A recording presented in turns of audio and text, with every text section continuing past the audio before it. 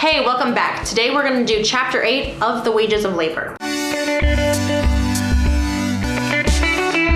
This chapter breaks apart our ideas of wealth, the success of countries, and obviously, the reasons for varying wages of labor. Adam Smith starts out the chapter by saying, if we had continued production without the presence of masters or landlords, every increase in productive power would have also been accompanied by an increase in the wages of labor. All things would have gradually become cheaper even though they were produced with a smaller amount of labor and materials, etc. But although things would become cheaper in reality, they would seem more expensive. This is because their nominal price would increase and the real price would decrease. If you need a refresher on this topic, you can click in the corner for Chapter 5. Now this scenario of producing stuff without landlords or masters never really happened because the accumulation of stock and the appropriation of land was already well underway before much of the improvement of production powers had occurred. So that means this time where we got to enjoy all the produce of our own labor was well at its end before the production powers had improved. As soon as the land becomes private property, the landlord demands a share of almost all the produce which the laborer can either raise or collect from it. And this becomes just the first deduction from the produce of labor. So the scenario came to be that the workman, or the person who tills the ground, does not have enough money to sustain himself before harvest time, and so his livelihood is advanced to him through the stock of his master. So the landlord does this in anticipation that the profit received from the stock will then be greater than the stock he loaned out initially. So this difference in profits becomes the second deduction from the produce of labor. So although infrequent, there are cases where a worker has sufficient stock to both purchase the materials and sustain himself until his work is finished. And by the way, I'm gonna say workman and he a lot, but know when you're just like applying these concepts to the world outside, it's just referring to any individual working in the economy.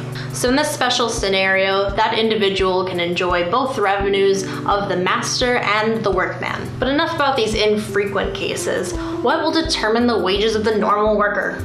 Wages are determined by the contract that's made between the master and the workman. But problems can arise because their interests are obviously not the same. The workman wants as much as possible and the master wants to give as little as possible. So who has the advantage here? Okay, there's three points to this. Well, first off, it's easier for the masters to organize as they are fewer in number than the workers. Secondly, the law does not prohibit masters from organizing, where it does prohibit workers from organizing, at least in the time that Adam Smith was writing. Smith notes that although there was no acts of parliament prohibiting organization to lower the wages of labor, there were acts of parliament to prevent organizing to raise the wages of labor. And thirdly, landlords and masters have an advantage in that they have an accumulation of stock which allows them to hold out much longer in negotiations than the workmen. That accumulation of stock can allow them to hold out for a year or two or even maybe a little more, whereas the workmen can often not hold out in negotiations for more than a week,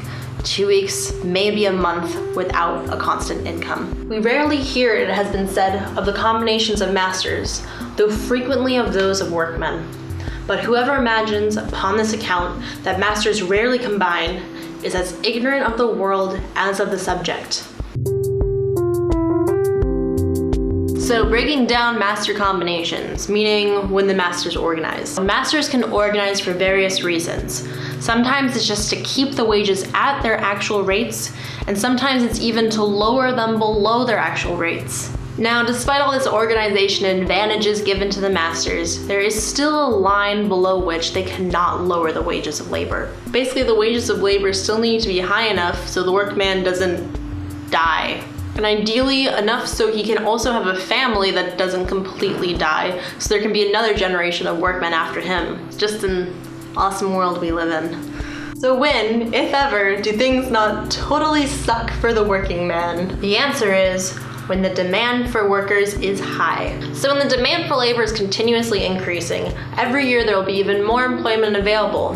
This compels the masters to organize less and begin competing for labor. And when masters are competing against each other for workers, they're more inclined to raise the wages of labor. Now, A demand for workers cannot increase without an increase in the funds to pay wages. These funds can be split into two categories. First, revenues which are above and beyond what is necessary to maintain your existing workers. You can't bring on new workers if it means your existing workers are going to die as a result. Number two, stock which is above and beyond what is necessary for the maintenance of the masters. When a master already has above and beyond what is necessary for the maintenance of himself and his family, he will then use those extra funds to hire more servants in his house, etc. The same thing in a business scenario. If you have extra stock in your business, you're going to be inclined to bring on more workers.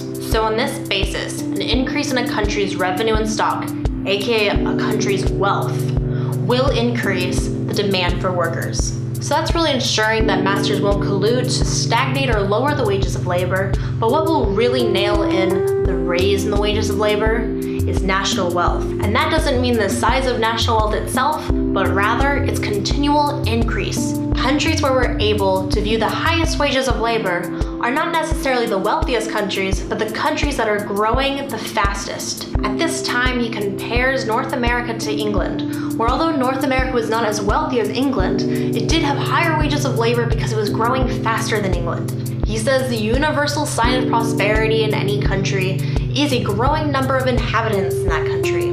Great Britain and other European countries were expected to double within the next 500 years, whereas North America was expected to double in the next 20 to 25 years. And this wouldn't solely be due to immigration, but also just people having more babies. And the crazy thing about North America at this time is that even though the population was growing so rapidly, they still weren't meeting all the demands for labor that existed. Now, this nice situation will inevitably come to an end as the population will eventually meet the demands of employers. This particularly occurs when the growth slows down but the population still continues to grow.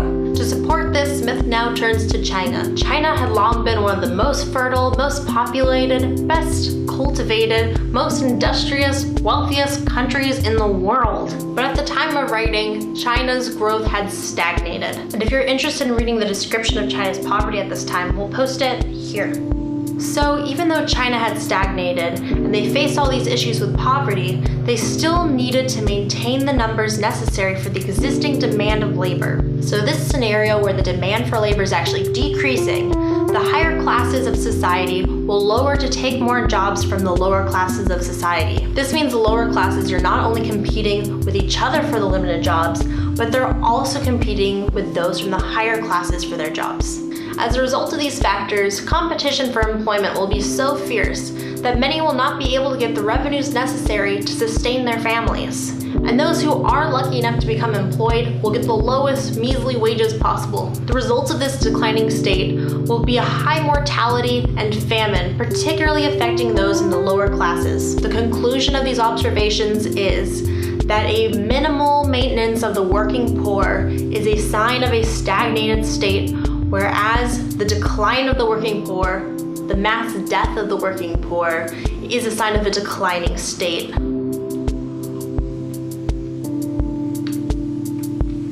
Now back to the wages of labor. What are 4 signs that the wages of labor are not solely determined by what is necessary for the worker and his family to survive? Number 1, there is a distinction between summer and winter wages.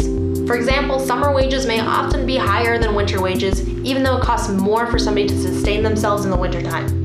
This is an indicator that wages are more determined by the value of the work at these different times than what is necessary to survive at these different times. The second indicator is that wages do not fluctuate with the prices of provisions. Provisions being like food and other stuff to live. And normally you'll see wages remaining relatively constant in comparison to provisions, which can vary quite a lot over time. And that can also mean that the well-being of workers can vary quite a lot during a time that their wages actually stay the same. Sign number 3 is that the wages of labor can vary more place to place than the price of provisions will vary place to place. So in this city, the wages of labor might be significantly higher than in a small town, even if the small town is only a few miles away. And at the same time, the prices of provisions might be about the same, which means that the wages of labor were more influenced by the differing demand for labor in these different areas. So, more influenced by the differing demands for labor, then by giving workers just the bare minimum for their families and them to survive. So the fourth and final sign is that the prices of labor will not only not correspond with the varying prices of provisions,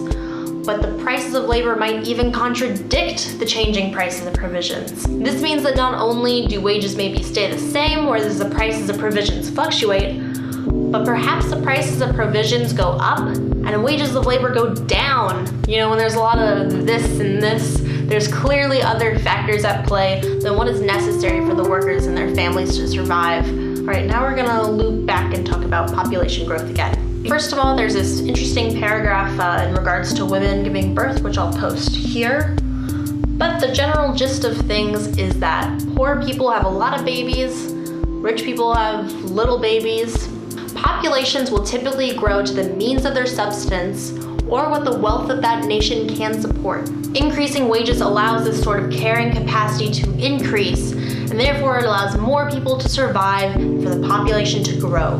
And so this growth of population, Smith remarks, is incredibly proportionate to the growth in the demand for labor. If the demand for labor decreases, so will the wages of labor, and as a result, the number of surviving children of the laborers will also decrease. And as a result, the number of workers in the future will be smaller to meet the demand for labor. So the best years for the working poor are not when things are stagnating, not when things are declining, but when things are increasing, demand for labor is increasing, and wages are increasing. Additionally, the cheaper prices of commodities are, the better things are for the working poor. Decreasing prices of commodities can enable workers to leave their masters in search of other kinds of work, or it can lower prices in a way that allow masters to be able to hire even more workers. In years with more expensive commodities, workers are more likely to depend on the masters for labor, and masters will be less likely to want to hire many workers. As a result of this low demand for labor, masters will be able to negotiate better deals for themselves in regards to workers. Basically, they'll be able to give them lower wages. Additionally, things like increasing the national stock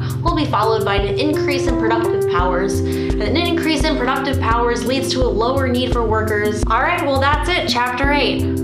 I hope you guys enjoyed it, and I will see you next week for chapter 9.